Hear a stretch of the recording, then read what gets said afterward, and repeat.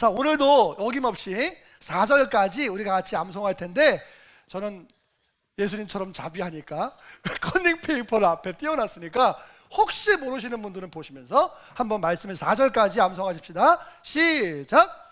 여호와는 내게 부족함이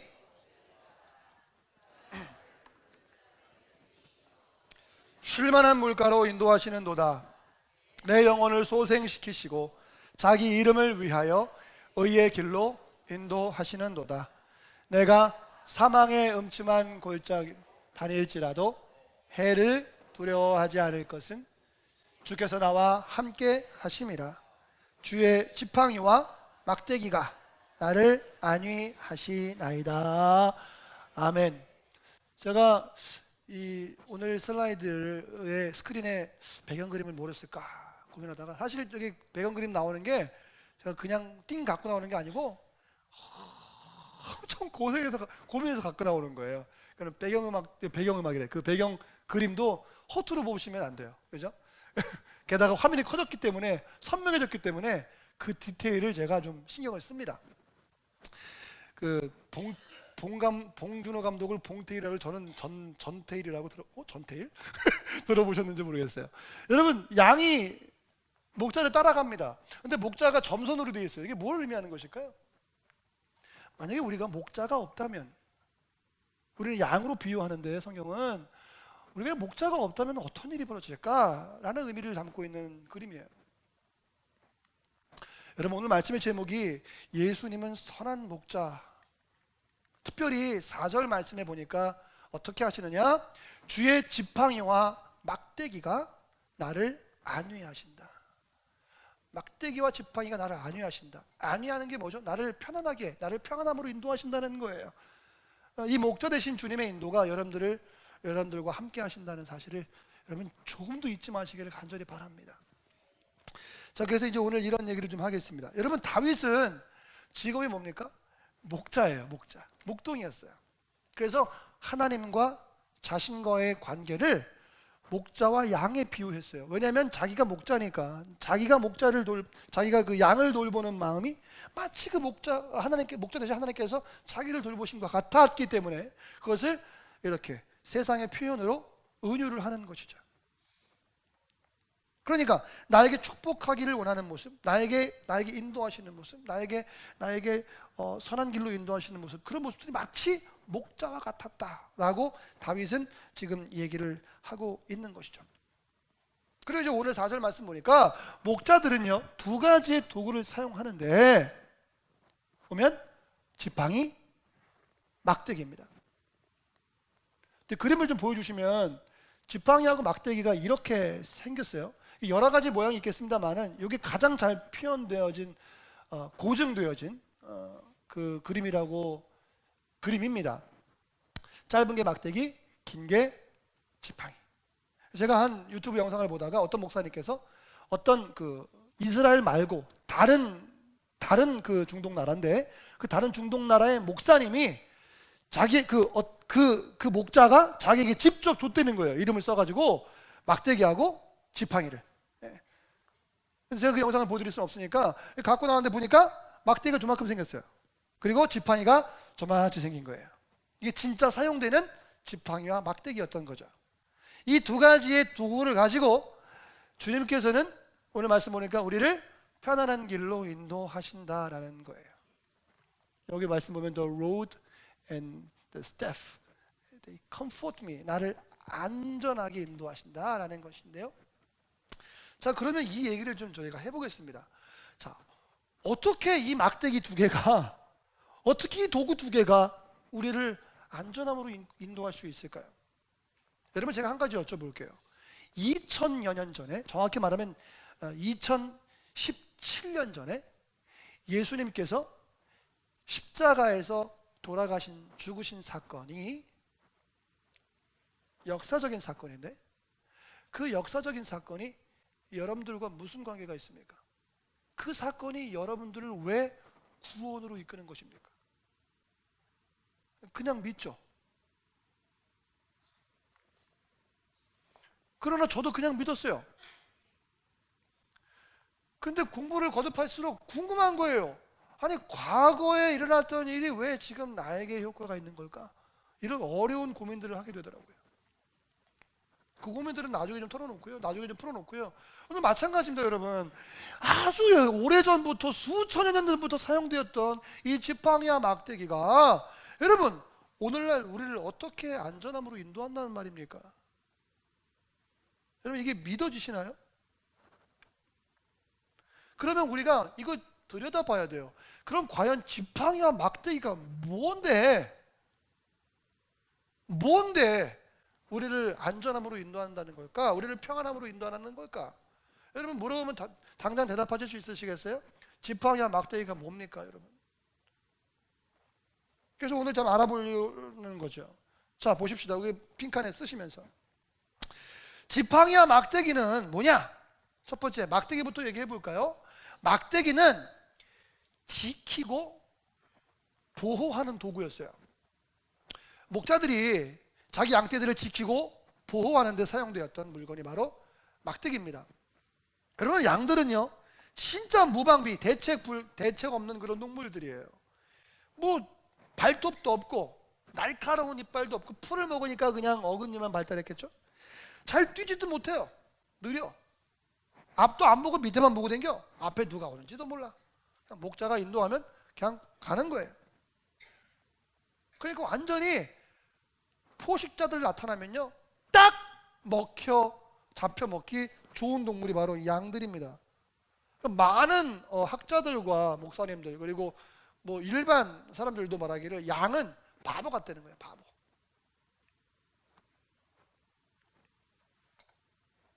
목자가 없다면, 아까 우리 그림 봤지만 목자가 없다면 양떼는요 뭐예요? 그 순간 죽은 목숨이라는 거죠. 그럼 이 사실을 잊지 말아야 돼요. 우리는 양떼와 같습니다. 그래서 목자를 잃으면 우리는 그 순간 이미 죽은 존재들이에요. 시간 문제라고 하죠. 이미 존재상으로 이미 죽은 거예요. 그게 양의 운명이에요.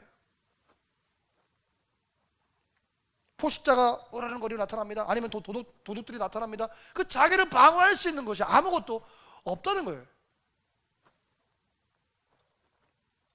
누군가는 그 양들을 보호해야 되고, 이 막대기는 바로 그 보호할 때 사용되어지는 물건이라는 것이었죠. 두 번째, 지팡이는 뭘까요? 지팡이는요 인도하고 지키고 보호하는 반면 인도하고 그리고 지도하는 기능을 합니다. 지팡이는 인도하고 지도하는 도구입니다. 막대기가 가드, 프로텍트를 한다면 지팡이는 가이딩, 디렉팅을 하는 것이죠. 조금 구별이 되시는지 모르겠어요. 사실 양들은요 방황하는 경향이 있어요. 여러분, 우리도 마찬가지죠.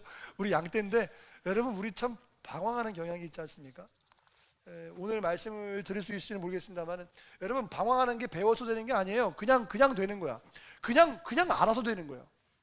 여러분, 큰 공원에 가면요, 여러분 혹시 공원에 이번에 갔다 오신지 모르겠습니다만 아이들 있으신 분들, 사람 많은 데 가면은요 어떻게 해요? 아이를 잃어버릴까 봐 걱정해요.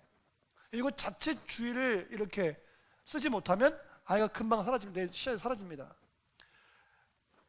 너가 시야에서 사라지기 위해서는 이렇게 저렇게 하면 돼, 가르쳐주지 않아요. 근데 그냥 헤매는 거예요. 마찬가지로 양떼는요 그냥 헤매요. 존재만으로 그냥 헤매게 돼 있어요. 자, 그래서 누가 인도해주면 안 됩니다. 그래서 이 목자는 지팡이를 가지고요, 이 끝에 뾰족한 걸 가지고 일로 가 콕콕 찌르기도 하고요, 때로는 좀 멀리 있으면 저기 구부러진 거 가지고 야 일로 와 끌어당기기도 하고요. 여러분, 제가 이번 설교 준비하면서 알았는데, 혹시 양 길러보신 분도 계신지 모르겠어요. 염소 같은 거. 염소는 잘 모르겠습니다, 저는 솔직히. 여러분, 양은요 경사가 한 50도, 60도, 그리고 많게는 70도까지의 경사에서도요 딱 서가지고 풀을 뜯어먹을 수 있대요. 그거 대단하지 않습니까? 그러니까는 먹는데 환장하는 것들이지, 그죠? 아주 그냥 먹는데 환장하는 거예요. 여러분, 아이들 보면 어떤 방해를 해도 먹는 애들 있잖아요. 그죠? 와, 막 때려도 먹는 애들 없나? 어떤 상황에서도 먹는 거죠. 근데 문제가 있어요. 이게 뭐냐면 경사를 올라가든 어디를 다 먹는데 멀리 보지 못하고 앞에만 보니까 뭐 할 수 있어요? 절벽에 떨어질 수 있다는 거예요. 그리고 60도 70도 올라가다가 어떻게 할 수 있어요? 먹다가 내 몸이 왜 그러지? 중력이 발생하네 그러면서 넘어질 수 있단 말이에요. 실제적으로 말이에요. 제가 지금 그냥 양 얘기하는 게 아닙니다. 잘 들으셔야 돼요. 그렇게 목자의 안내 없이 그렇게 마음대로 가다가 퍽퍽 넘어지고 떨어질 수 있다는 거예요. 그래서 목자가 그 지팡이를 사용해서 어떻게 합니까? 그 떨어져 있는 양을 다리를 걸든지 아니면 목을 걸어서 끌어올리게 되겠죠. 때로는 또 앞만 보고 가다가 앞에 가시덤불이 있는데 가시덤불도 못 보고 그냥 들어가 버렸어. 근데 양은 그래도 그나마 괜찮아. 이 털이 좀 두꺼우니까. 양털 가는 거 보셨죠? 엄청 두꺼워요. 괜찮아. 안 따가워. 거기 풀 뜯어 먹겠죠? 근데 나올 수가 없어. 꼈으니까. 거기서 죽게 되는 거예요. 근데 목자가 가가지고 또 왜 가까이 가면 찔리니까 지팡이 가지고 끌어냅니다. 참 유별나요. 그죠? 참 여러 가지 합니다. 자, 이렇게 지팡이와 막대기는 이런 기능들을 하게 되죠. 보호하고 지도하고 인도하고 이런 기능들 말이에요. 한 번 더 질문할게요. 그렇다면 이런 기능들이 우리에게는 어떤 의미가 있냐는 거예요. 제가 아주 차근차근 가는 겁니다. 이 말씀이 좀 중요해서. 자, 그래서 의미하는 것들을 좀 생각해 보겠습니다. 이 기능들이 무엇을 의미하는 걸까? 단지 여러분 주일날 귀한 시간에 나오셔가지고 막대기 2개를 보여드리고, 여러분 막대기는 이렇게 쓰는 거예요. 여러분 나가서서 시장에 가시면 얼마에 팝니다. 광고하려고 막대기 얘기하는 게 아니에요. 그런 거 설명해 드리려고, 역사 설명해 드리려고 지금 모인 게 아니잖아요. 거기에 무슨 의미가 담기는지를 우리가 알아야 돼요. 그래서 지팡이와 막대기의 의미하는 것을 좀 찾아보면, 첫 번째, 막대기는요 예수님의 능력과 권위를 상징합니다. 그래서 예수님께서는요 이 막대기 기능과 같이 지키고 보호하는 기능을 하시는 거예요. 지키고 보호하는 기능이 바로 뭐예요? 능력이고 권위라는 것이죠. 어떤 거예요? 왕과 같은 거예요. 왕과 같은 자리. 사진 한번 보여주실까요? 여러분 이집트 가시면요 투탕카멘이라는 그 미이라를 넣는 관이 있죠. 금관.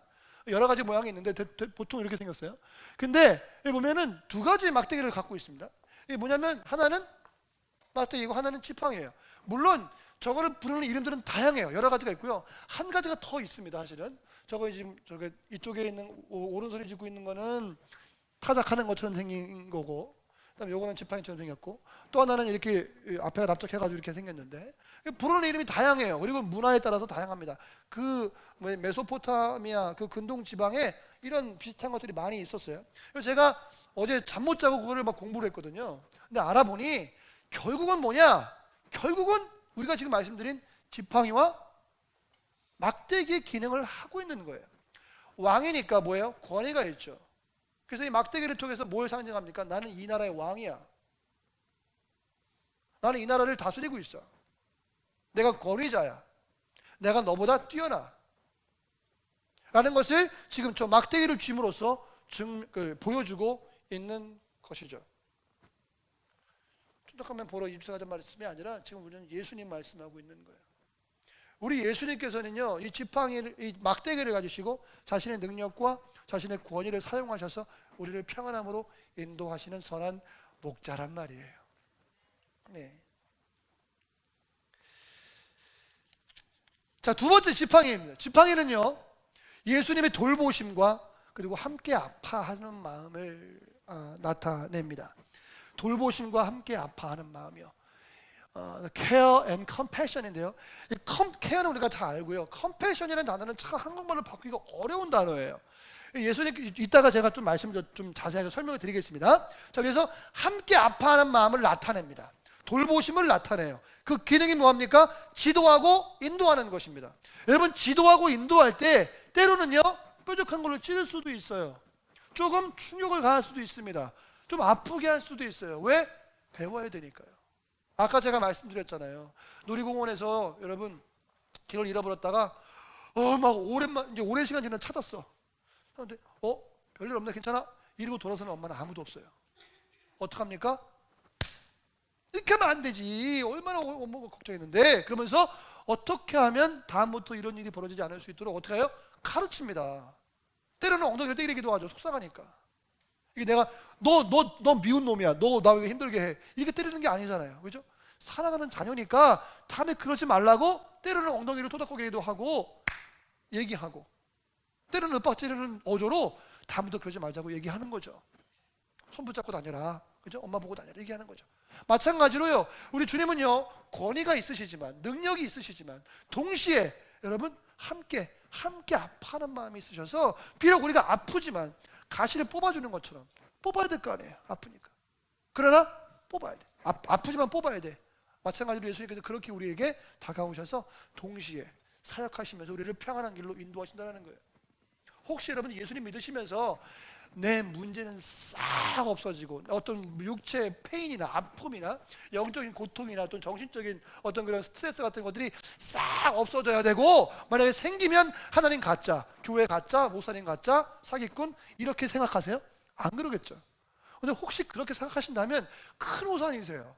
여러분, 우리가 예수님을 더 따라가면 따라갈수록 예수님 우리를 더 칠 수도 있어요. 왜? 바른 길로 인도해야 되니까요.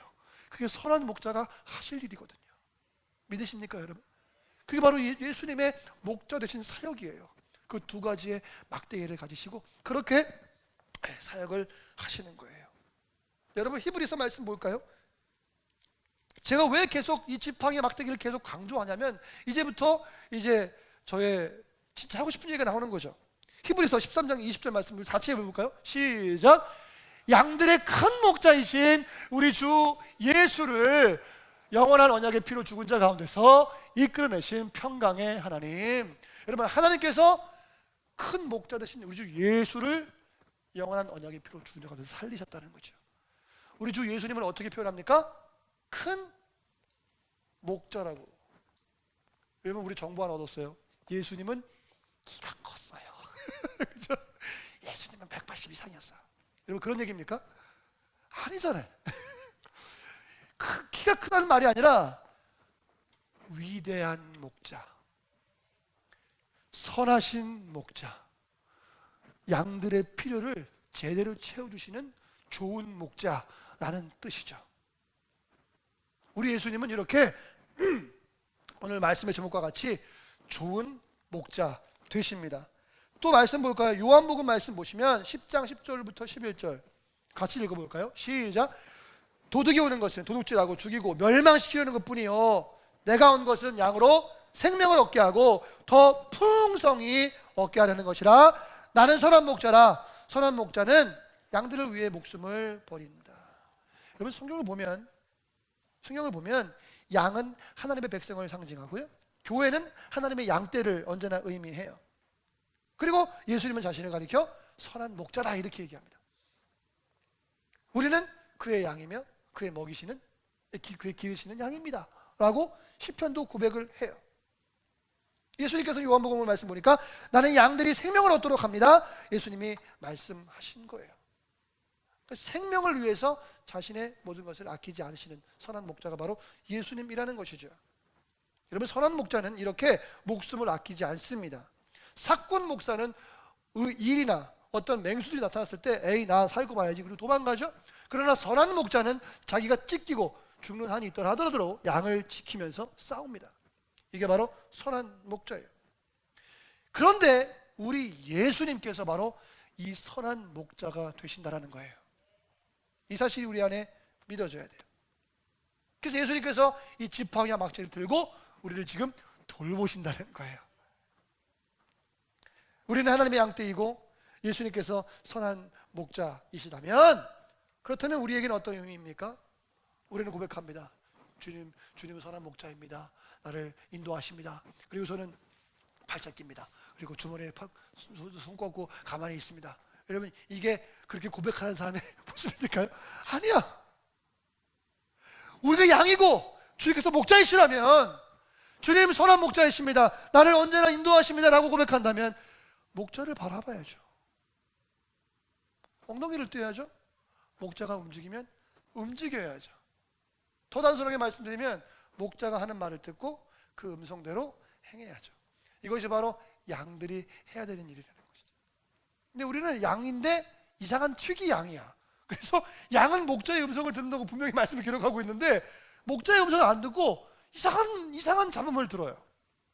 때로는 경사로 가고 넘어지기도 하고요, 때로는 낭떠러지로 넘어지기도 하고요, 때로는 아예 귀를 막아버리고 듣지도 하면서 안 들어요.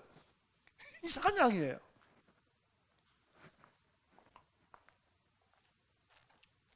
자, 이제 우리의 양 되심과 우리가 양이라는 것과 주님께서 목자시라는 것, 그리고 목자는 두 가지의 도구, 그 지팡이와 막대기를 가지고 목자의 일을 감당한다는 것, 그리고 이 두 가지 기능이 어떤 것이고 의미가 무엇인지 간략하게 살펴봤어요. 자, 그러면요, 이 모든 것들이 이제 밑에 딱 심어놓고 이 위에다가 5가지 말씀을 드리려고 해요. 근데 오늘 보니까 한 가지 말씀만 드려도 시간이 모자랄 것 같아서 오늘 한 가지 말씀 드리고요, 다음 주에 이어서 계속 하도록 하겠습니다. 여러분, 이 5가지는요 예수님께서 우리를 어떻게 돌보시는 것인지, 목자인 예수님께서 양떼인 우리를 어떻게 목양하시는지를 설명하는 5가지의 제목이고요, 이것은 순서가 될 수도 있고요, 이것은 굉장히 우리에게는 큰 능력이 될 줄 믿습니다. 자, 첫 번째입니다. 자, 첫 번째는요, 예수님께서 어떻게 우리를 돌보시냐, 내가 아프고 내가 상처를 입었을 때에 그걸 예수님께 가지고 나오잖아요. 그러면 예수님은요, 첫 번째, 나를 불쌍히 여기신다는 거예요. 여러분, 지팡이의 두 번째 의미가 뭐라 그랬죠? 금방 썼잖아요. 지팡이가 가지고 있는 두 번째 의미가 뭐라 그랬습니까? 함께 아파하는 마음. 바로 이 함께 아파하는 마음이 바로 불쌍히 여긴다라는 말이에요. He has compassion. 이 compassion의 단어를 좀 설명을 하면 첫 번째가 끝날 것 같습니다. 여러분, 이런 거죠. 예컨대 내 안에 육체적인 문제가 있습니다. 아픔이 있습니다. 주님께 가지고 나오세요. 경제적인 문제가 있습니다. 재정적인 문제가 있어요. 주님께 가지고 나오세요. 우울증과 스트레스, 불안함 가지고 나오세요. 나는 착하게 사는데 사람들이 나를 부당하게 여깁니다. 나를 등을 쳐먹습니다. 힘듭니다. 가지고 나오세요. 저 억울합니다. 가지고 나오세요. 더 지금 일어날 힘도 없어요. 네? 가지고 나오세요. 어떤 아픔과 어떤 슬픔과 어떤 문제가 있나요? 여러분, 목자 되신 주님께 가지고 나오세요. 그러면 주님께서는요, 나를 불쌍히 여기신다는 거예요. 근데 불쌍히 여기신다는 표현이 얼마나 우리에게 좋은 것인지 제가 지금부터 설명해 드리겠습니다. 먼저 말씀 보겠습니다. 마태복음 9장 36절 말씀 보시면 이렇게 되어 있어요. 무리를 보시고 불쌍히 여기시니, 예수님이에요. 예수님께서 예수님을 따라오는 무리를 보시고 이렇게 불쌍히 여기시니 이는 그들이 목자 없는 양과 같이 고생하며 기진함이라 그랬어요. 예수님의 마음이 바로 불쌍히 여기시는 마음인데요, 이게 뭐냐라는 거죠. 자, 보시면은요, 여러분, 불쌍히 여긴다라는 표현이 3가지 정도의 단어가 있다고 생각해요. 제가 3가지 단어를 가지고 왔는데, 첫 번째 공감, 한번 읽어볼까요? 시작. 공감, 동정, 컴패션. 한 번 더 시작. 공감, 동정, 컴패션. 여러분, 뭐 말하기 나름인데요, 정의하기 나름인데 제가 가능하면 사전적 의미를 좀 얘기해 드리려고 노력을 할게요. 여러분, 먼저 공감부터 얘기할게요. 여러분, 공감, 죄송합니다. 동정심부터 얘기할게요. 동정심. 여러분, 동정심은 뭘까요? 동정심. 뭐라고 얘기하죠? 어떤 걸 동정심이라고 얘기합니까? 이런 거죠. 옆에 내 친구가 힘들어해. 그러면은 전화기를 빼서 톡을 씁니다. 친구, 얼마나 힘들어. 힘내. 느낌표. 그다음에 하트 날리고, 이모티콘 이러고 날리고. 아니면 그것도 뭐 하면 만나서 얼마나 힘드냐. 너무 안타깝다 진짜. 어떻게 그러냐 걔네들. 힘내라. 동정. 여러분들 동정 많이 하셔야 돼요. 이게 필요 없다는 얘기가 아니에요. 이거 많이 하시길 바랍니다, 여러분. 자, 두 번째는요. 두 번째는 공감이에요. 또는 감정이입이라고 하죠. 공감은 뭐냐면요. 힘들겠다. 주장님 너무 힘들겠어요. 아유. 거기서 멈추면 안 되고요. 내가 같이 아픈 거예요. 여러분 세월호 때 왜 사람들이 힘들어했습니까? 세월호 부모들이 같이 아파해주지 않아서 힘들어했거든요. 오랜 기간 동안. 그 동정을 해. 아우 힘들겠다. 얼마나 힘들겠어. 근데 공감이 없는 거예요. 감정이입이. 그러니까 힘들었던 거죠. 저도 마찬가지입니다. 뭐 때로는 잊고 살았죠. 말씀을 준비하다 보니까 저도 좀 미안하더라고요. 그런 부분들이. 내가 함께 아파하지 못했구나. 기도 안 한 건 아니에요. 그러나 내가 좀 부족했다 생각이 들더라고요. 이 공감에 대해서. 자녀가 어떤 고난을 겪습니다. 야, 다 그때 그런 거야. 너 이렇게 힘들어하지 말고 그냥 버텨야 돼. 이런 것이 아니라 얼마나 힘들겠어요. 그래서 함께 나누고 함께 그것을 함께 아파하는 것들 이게 필요하죠, 여러분. 누군가가 고민을 털어놓습니다. 금기상, 나도 그런 일 당했는데 이거는 이렇게 해결될 거야. 걱정하지 마. 절대 안 돼. 그렇게 말하면은요 얼마나 힘든 얘기인데요, 여러분. 마음을 털어놓으면은 그 상황이 있다 할지라도 그 상황에 집중하면서 함께 아파해 줘야 되죠. 이게 공감입니다. 우리 주님은 공감하시는 주님이세요. 함께 아파하시는 거죠. 자, 그런데요, 그럼에도 불구하고 여러분 공감과 이 동정에 그쳐서는 안 돼요. 예수님께서 마태복음에 무리를 보시고 불쌍히 여기신다고 했을 때 그 불쌍한 컴패션이라는 단어는 그것을 뛰어넘는 의미입니다. 이것은 글쎄 모르겠어요. 한국말로 표현할 수 없는 단어인데 이건 이런 거예요, 여러분. 아파? 어머 얼마나 아프겠어. 내가 같이 아프다. 그 다음에 뭡니까? 너의 고통과 아픔을 해결해 주기 위해서 내가 무슨 짓이라도 할게. 이게 뭐예요? 이게 예수님의 불쌍히 여기시는 마음, 즉 제가 오늘 사용하는 컴패션이라는 단어라는 거예요. 동정과 공감은 여러분 누구나 할 수 있어요.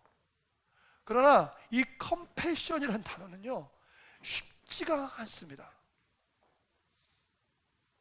함께 아파하는 동시에 내가 나의 손해를 감수하고, 심지어 예수님은 자신의 목숨을 감수하고라도 아파하고 고통받고 근심하는 사람들의 문제들을 해결해 주셨던 컴패션. 우리 주님은요 이 컴패션을 보여주시기 위해서 이 땅에 내려오신 거예요. 그리고 마태복음 9장 36절에 말씀하신 것처럼 무리를 보시고 불쌍히 여기셨다라는 것이 그냥 불쌍히 여기시고 끝났다면 이건 동정이고 이건 그냥 공감이었겠죠. 그러나 그러지 않아요. 찾아보세요. 예수님의 모든 불쌍히 여기심은 그 뒤에 뭐로 연결됩니까? 그들을 채우시고 먹이시고 입히시고 문제를 해결하시고, 넘어졌으면 일으켜 세워주시고, 여러분 손이 말랐으면 펴주시고, 죽었으면 살려주시고, 배고팠으면 먹이시는 그 불쌍히 여기시는 마음이 바로 예수님의 불쌍히 여기시는 바로 컴패션, 그 마음이었다는 것이죠. 여러분 문제 있습니까? 가지고 나오세요. 예수님 앞에. 주님은 선하시기 때문에 여러분들을 불쌍히 여기십니다. 불쌍히 여기신다는 말이 무슨 의미인지 아시겠어요? 주님께서 여러분들을 위해서 그 문제를 해결하시기 위해서 모든 수단과 방법을 아끼지 않는다는 거예요. 제목이 생각나지 않는데 어떤 영화가 기억이 납니다. 어떤 사람들이 인질로 잡혔어요. 그런데 어떤 나라들은 와가지고 막 자기 인질들을 데리고 갑니다. 그런데 자기 나라는 내가 인질로 있는데 안 오는 거예요. 근데 보니까 정치적인 문제가 많이 있는 거예요. 근데 대통령이 갑자기 그 모든 반대를, 그 장관들과 그 팀들의 그 모든 반대를 무릅쓰고 마이크 앞에 섭니다. 어떤 대가를 치러서라도 나는 그 사람들을 우리나라로 데리고 와야 되겠습니다 라고 하면서 막 선포를 하면서 막 데리고 오는 장면 내가 잠깐 기억이 나는데요. 여러분, 나라의 대표가 그렇게 얘기해도 나는 힘이 나는데, 나를 창조하시고 내가 태어나기 전부터 나를 계획하시고 내가 가장 밑바닥에 있을 때 나의 가장 편안한 동반자가 되어주시는 그 주님께서 내 모든 문제를 해결하시기 위해서 자신의 목숨까지도 아까운 것을, 아니 자기 큰아들까지도 아까운 것을 여기지 않고 모든 수단과 방법을 아끼지 않는다고 선포하시는데, 여러분, 이게 우리에게 복된 소식이 아니겠습니까? 그럼 우리는 뭘 따라가야 되는 것일까요? 방법이 있어요? 이보다 더 효과적인 방법이 있나요?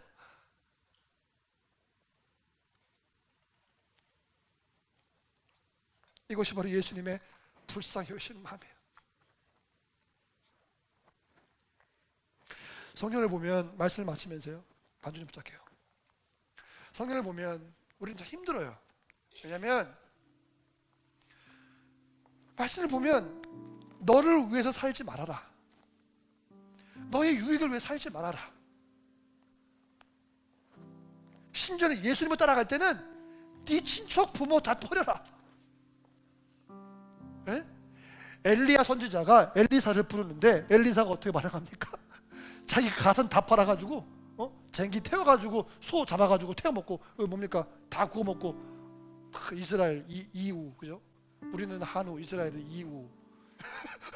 맛있게 구워 먹고 싹 없애버리고, 그리고 예수님을 따라가지 않습니까? 예수님이 어부들 찾아와서 나를 따라와라, 다 버리고 따라가지 않나요? 애니메이션 보니까 참 그게 잘 표현됐어. 마태를 찾아와가지고, 세리잖아요, 세리. 마태야, 나를 따라와. 그랬더니 테이블에 있던 돈을 손으로 싹 밀고 따라가더라고요. 잘 표현했어요. 예. 여러분, 말씀은 정말 힘들어요. 우리에게 불편합니다. 나를 위한 건 없는 것 같아요. 다 남을 위해, 남을 위해, 남을 위해, 주님을 위해, 교회를 위해, 이웃을 위해, 잃어버린 영혼들 위해 다. 여러분, 힘들죠.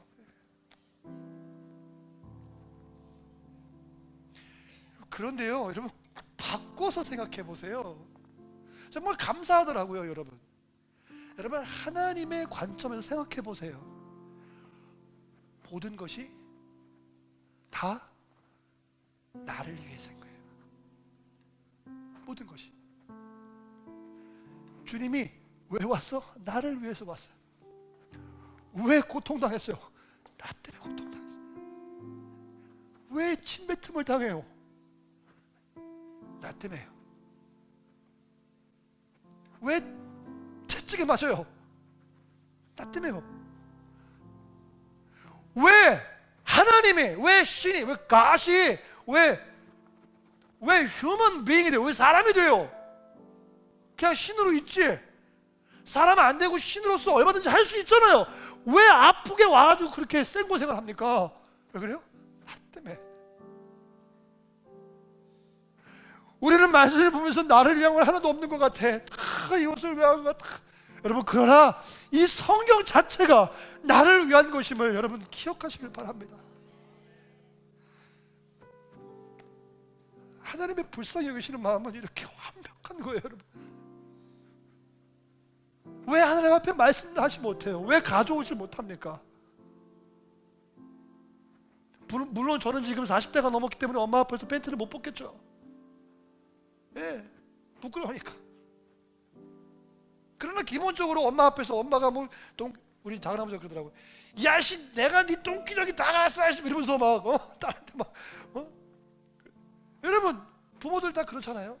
근데 뭐가 부끄러워서 감추고 숨기고 입 닫고 그렇게 하고 있는지 모르겠어요. 개인적으로 저를 보면 전 진짜 나쁜 사람인 것 같아요. 전 정말 부모한테 못하는 것 같아요. 진짜 모두가 바뀌어. 모두가 왜 그런지 모르겠어요. 저도 그게 제 숙제인 것 같아요. 나의 모든 걸 다 아시는 분인데도 불구하고 내가 감추고 내가 얘기 안 하고. 하나님이면 하나님인데요. 왜 이렇게 감추는지 모르겠어요.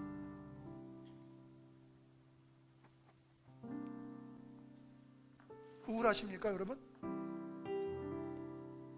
스트레스 때문에 힘드세요? 병이 안 나서 걱정되십니까 여러분?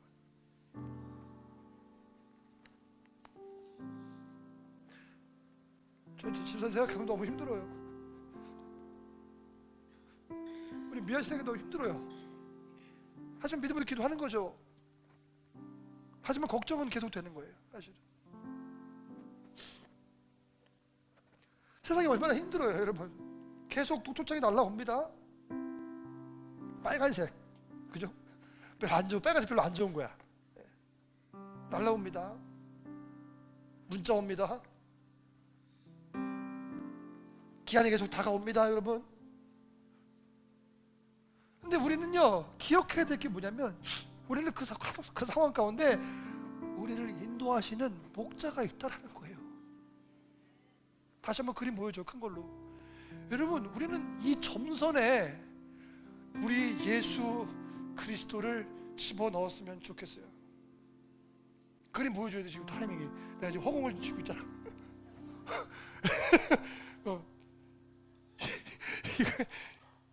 이 분위기 좋았는데, 그죠? 이 빈칸에 예수님이 있으면 우리는 기억해야만 해요. 힘든 상황이 다 많잖아요 여러분. 그러나 그 상황 가운데 우리가 혼자가 아니라는 걸 절대 잊으면 안 돼요. 우리는 주님께서 우리의 목자 되시고요, 지금 지팡이, 막대기는 안 보이지만 지팡이와 막대기를 통해서 당신의 왕 되심과 자신의 목자 되심, 그 함께 불쌍히 여기시는 마음으로 우리를 때로는 이쪽으로, 때로는 이쪽으로, 때로는 물가로, 때로는 풀밭으로 우리를 적절하게 인도하시는 분이 계시다는 것을요 절대 놓치지 마시기를 간절히 바라요. 이것이 우리의 능력이 된다면 우리 일주일이 조금 더 행복할 수 있을 것 같아요. 이 말씀 우리 마음속에 심겨졌다면 조금 더 과거보다는 오늘의, 내일의 삶이 나아질 것 같아요. 주님은 절대 이기심이 없어요. 혹시 내 안에 힘든 부분이, 어려운 부분이 생긴다면 하나님의 이기심 때문에 생긴 것이 아니라 나를 인도하고 계신다는 상황들로 이해하시고 늘 감사하시는 우리가 됐으면 좋겠습니다.